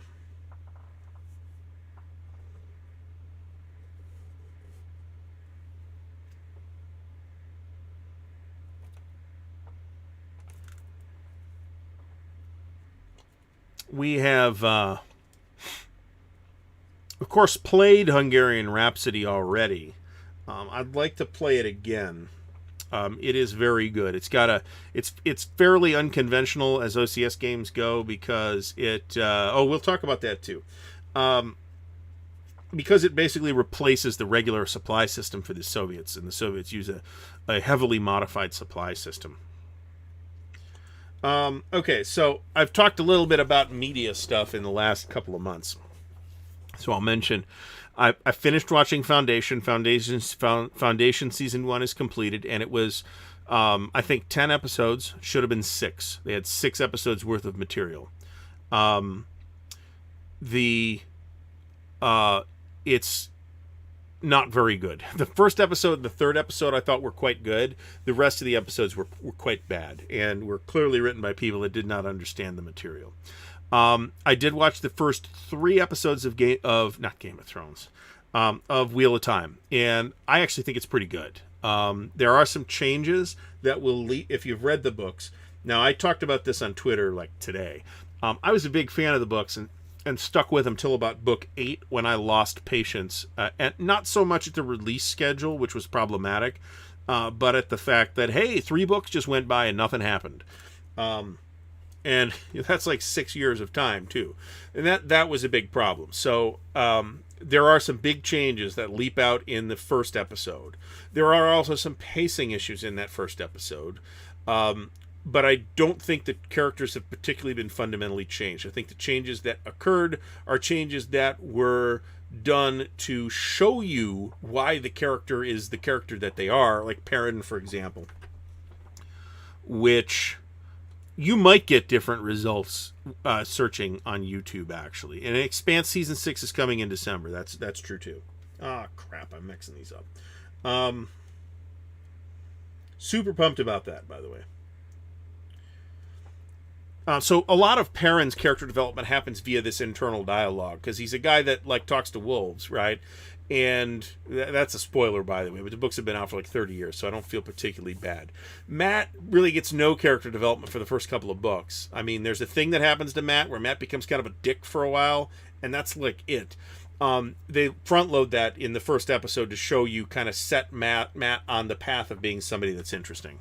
I have no major issues with what I have seen so far. There are absolutely things I'd have done differently.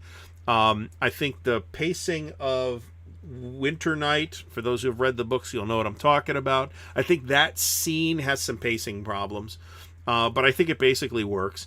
And I really genuinely like the cast. So I may talk about this more later.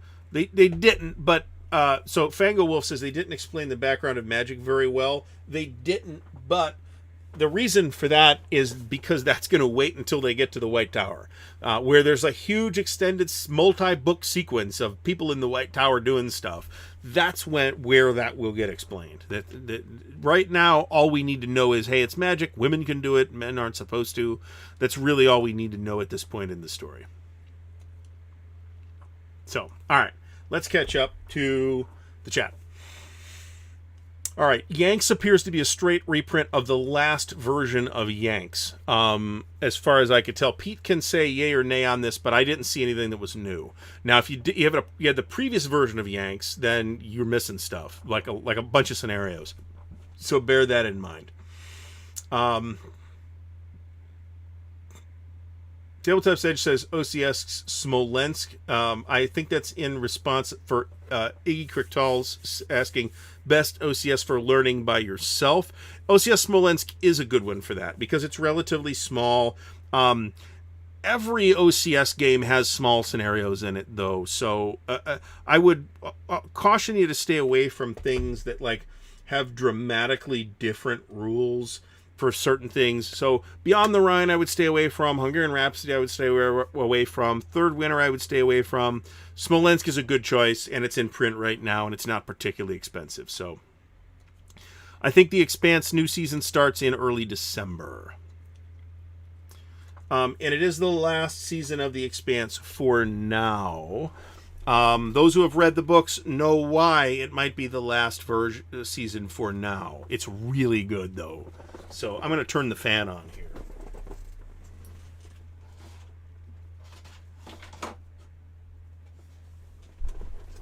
All right, because I'm sweating because I'm talking so much. I think I haven't messed these up. Korea is a really good... Well, so Iggy asked for playing by yourself, and Korea is good too. Korea is a really good starter OCS game, and it's if you got it on sale, it was really cheap. So there's that. But Korea lacks... I'm not sure that you need extenders in Korea. Let me put it that way. And you do in Smolensk. So I don't think that Korea will teach you that. That's another thing with Tunisia, or Tunisia 2, is there are no extenders in Tunisia 2. So you will not learn the extenders. And if you are going to move up to a big game of OCS, then you need to know how extenders work and know what the ramifications are. So there's a natural closing point at the end of this season of The Expanse. Let me put it that way. Even though the books go farther than that, there's a natural stopping point that they're going to stop at. So, all right. Half-Ass Gaming says, words of wisdom for gamers who are looking to take their own YouTube channels to the next level this winter. steady stream of content. That's the number one thing. It doesn't have to be a video every day, right? It can be a video every week. Steady stream of content. Go to the various generic wargame groups on Facebook and places like that and share that stuff. Generally speaking, the people will not object. Go be on social media. This is the only reason I'm on Facebook. Is because it's part of my internet footprint, right? I haven't watched Cowboy Bebop yet. I've never seen the anime. I'm not sure that's my thing, but I will probably watch at least one episode of it. I think I heard about the Blade Runner show. I didn't hear about the Alien show, but I'm not particularly surprised. They've been trying to milk that for years. The old Paratroop module is now included either in Yanks or I'm pretty sure it's all in Yanks. All you really need are the scenarios and the boards, right? Those should all be in Yanks at this point.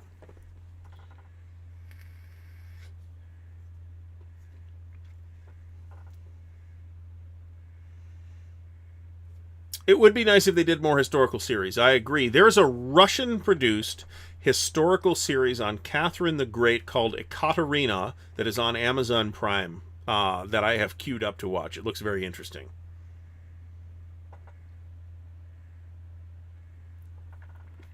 I watched a couple episodes of American Gods and was not super into it. I read the book. I liked the book. I'm not sure I loved the book. But I didn't hate it, so...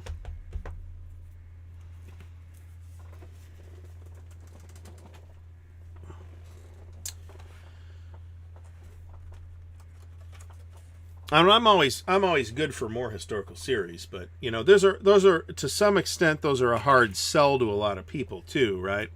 So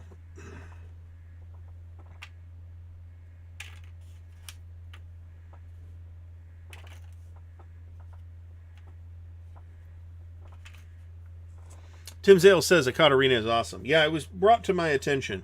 Another thing that I'll mention is the frankly outstanding podcast series by Mike Duncan called Revolutions. I've been listening to that. Boy, that's compelling. I jumped right in with the Russian Revolution stuff, which I think is where I learned about that Ekaterina series.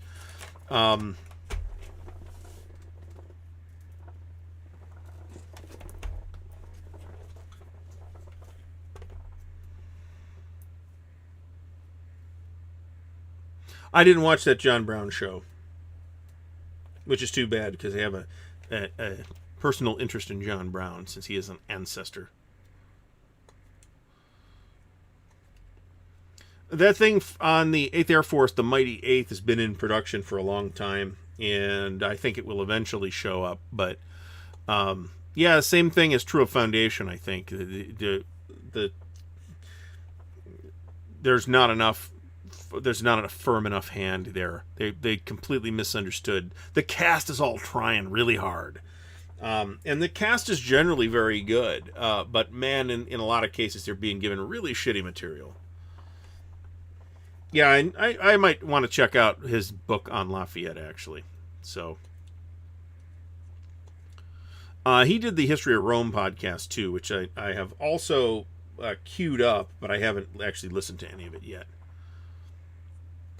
Dark Matter's pretty good. It's better than you think, and it's very Traveler. One of these days we're going to do a show on Traveler, by the way. There's also something cooking about Stargate coming back. But there's been talk about that for a while, too, and it has yet to materialize.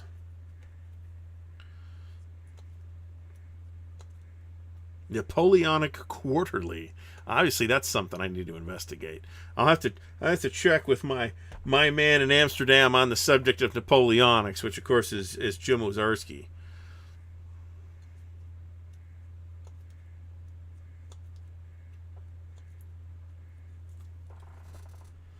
We're now into breakdowns, so we're going to actually, I think, yeah, maybe not. We only got 10 more minutes. Man, there's a lot of breakdowns here. Volksgrenadier breakdowns and mountain breakdowns. I didn't play the Germans, so I didn't notice any of this stuff. Man, I love that movie, Master and Commander. That's a great movie. I also wish they would have continued that with Russell Crowe and what's his name,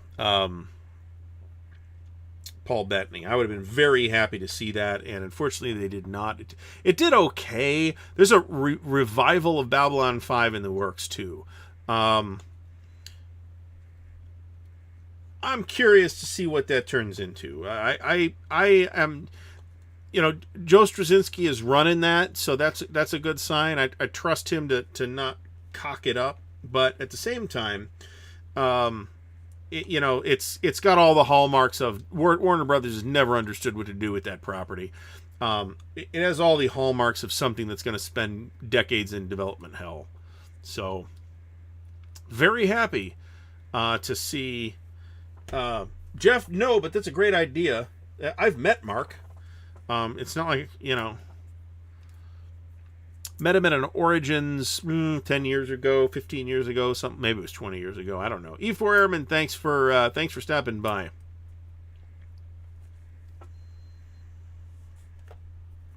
Ridley Scott is making a movie about Napoleon, casting Joaquin Phoenix as Napoleon. Okay. Okay. Joaquin Phoenix is a good actor, right? I mean, okay. But that does not excite me. A noise just occurred, and I don't know what the noise was. Yeah, the 8th Air Force thing, that's been in the works for a long time, actually.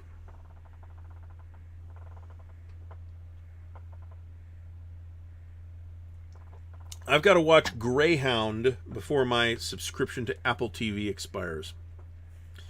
That's supposed to be quite good. Rod Steiger was the best Napoleon that I've seen. I've seen a couple of French productions that Ian Holm was a really good Napoleon too, actually, although he played Napoleon comedically. No, that was not the gunfire sound. It's the gunfire sound that plays when somebody subscribes. That plugin is working. The chat overlay plugin, I didn't honestly get to it, fooling with it this week. So, Jack Black is Napoleon. It'd be just as good as Jack Black is at everything else, I suppose. So, Cataclysm now says Greyhound is solid. It's supposed to be pretty good. The folks I've been talking to speak relatively highly of it. They say it's not perfect, but Finch I'm not that interested in, to be honest.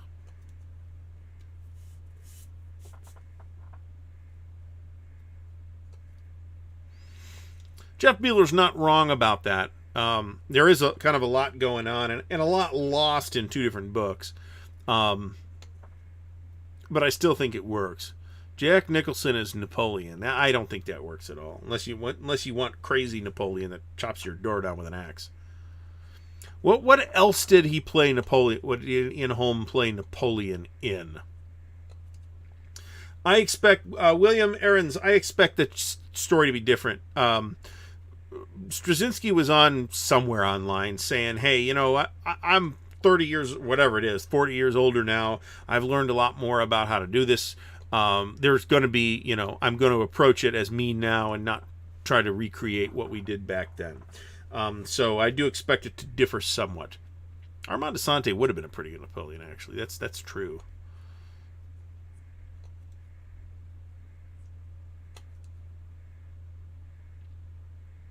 The guy who played Napoleon in Bill and Ted's Excellent Adventure was not called upon to work very hard. So, not sure that's a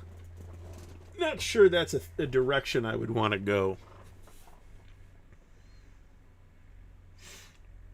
So, all right. So let's talk about what's coming up here.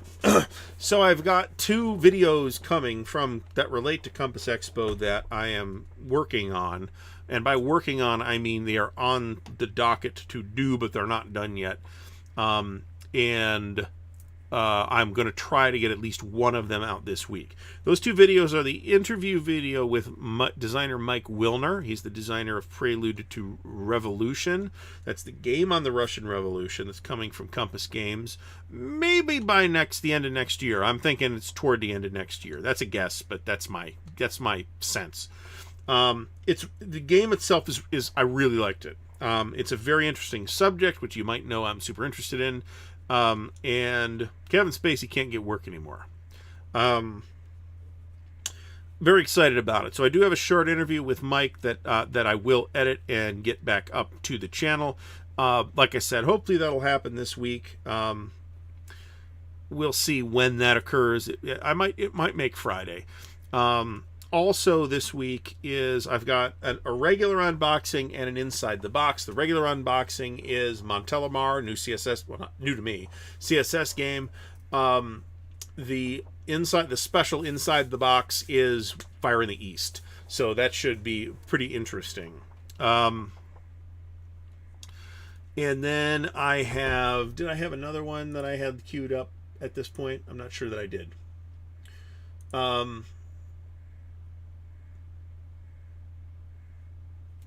No, not at this time. But there might be... Chad, I will definitely... I've already actually talked to Chip and Curtis about this. I will be having... I don't promise a specific timetable, but I will absolutely have Chip and Curtis and maybe Tony Burkett back on the channel at some point for another interview. We were actually going to do that at the secret event here in town, but it did not happen for reasons that are entirely on me. Napoleon was a more or less average height for his day, actually. I think he was like 5'7", something like that. So it's 5'6", 5'7". So he was not crazily short. That was British propaganda.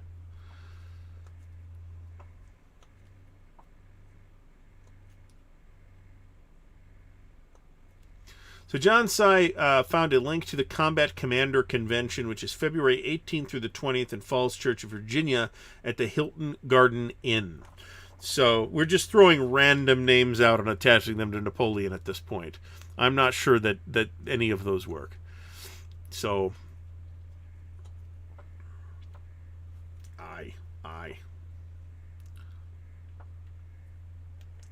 Brando would have been good as Napoleon, but Brando was good even when he was sleepwalking, like in Superman, for example. So,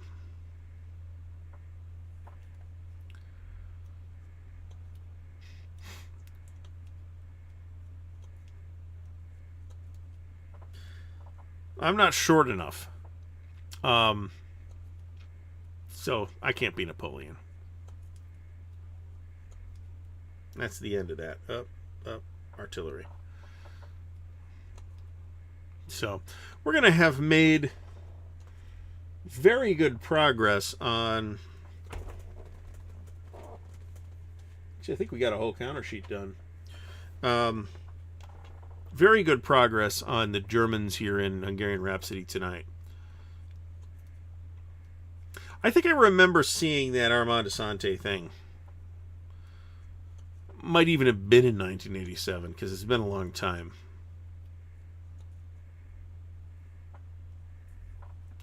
I mean, Napoleon was obviously measured in metric, right? So there's that. All right, so that is the prospectus this week. Also on Wednesday we have the stream with Dan. Don't have a topic yet, but we'll come up with a topic at the last minute like we always do. We're not going to talk about the CSR awards again, and it's my show this time, so I will simply refuse to comment. I'm going to say, Dan, I don't want to talk about this again. I didn't want to talk about it again last time, and we talked about it again. So, people wanted to hear about it. So, there were people that said, I don't want to hear about this anymore. And there were other people that said, no, I would love to hear about this some more. And those latter people are more patient about this topic than me. I can say that. So, At some point, I will do some more CSS content. CSS and GTS have a lot of similarities, but there's also a lot of significant differences. Stigler, thanks for stopping by. So we will circle back to that topic. There are, you might notice behind me, and you'll see unboxing videos of both of these in the near future. Montelimar and the Little Land. Very interesting subject matter in both cases. Montelimar is probably going to go to a table pretty soon here in Columbus, so there's that. But it's probably at least a couple months away. Probably looking at February or something like that. So. All right, so we got a couple minutes. Let's go for another couple minutes. Let me find some more counters here. Find some more breakdowns. I'm not sure why there's this many breakdowns. Well, that's a stupid thing to say, actually. There's a lot of very specific breakdowns, like Volksgrenadier breakdowns. There might be a video from me tomorrow on the GMT update. We'll see. There's also an excellent chance I'll be totally wiped out at the end of work tomorrow, so bear that in mind. We're gonna do, and I don't know, maybe, hey, nothing's happened, so we don't have anything to say. On the other hand, if there's a bunch of stuff coming that is like any of the 4 or 5 games I mentioned earlier in the stream, then there's an excellent chance that I'm going to talk about that. So I'll remind everybody that next week is Counterclipping stream number 50. Not quite a year, but it's only one less than a year, you know what I'm saying? Because we skipped a week because I had personal issues. And it's been 50. So we're going to have 4 giveaways next week. So tune in for that. I will try and promote that a little more aggressively than I typically do. I've been a little bit better at it lately. So in the meantime, Cal Reese, thanks for stopping by. Sean Baldwin, thank you for stopping. Yeah, so if all of those, that's my fear, Greg, if all 4 of those hit in the same week, then it's going to be like, oh God. So, all right, Pete Bartlett is calling it a night. So am I. It is 10:01 p.m. here in Eastern Standard Time. We're back to Eastern Standard Time. Yeah, well, we'll see. This is, and maybe I'll talk about this next week, but the Counterclipping stream has succeeded beyond my wildest dreams or expectations. I don't know why, so we'll hopefully figure it out. And continue to capture the magic here. So I would like to thank, once again, I'd like to thank everybody for stopping by. I'd like to thank everybody that has liked the videos and subscribed to the channel and all of that, and who has helped to support the channel, which of course you do not only if you're a Patreon, but you support the channel just by being here and taking part in the conversation. And I really do appreciate that. So everybody have a great night. We'll see you all again